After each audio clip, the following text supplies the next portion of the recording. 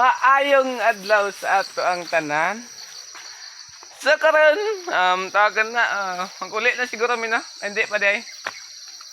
Kauban akong anak na. Ari oh. Lantaw dito. Ato. Ato. Nambak.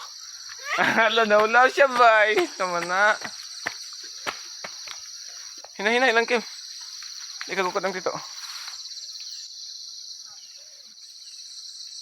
Pada mo asa guro na.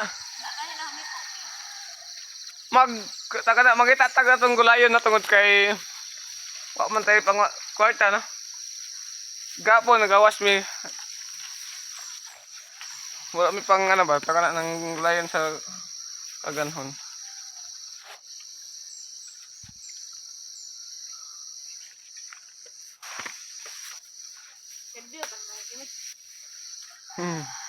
Dre dong pikas dong. Ato dong. Ato dong tambok kay dong. Ayan na diha. Dre ka lang basig sprayan na bay. Sama na. Kim.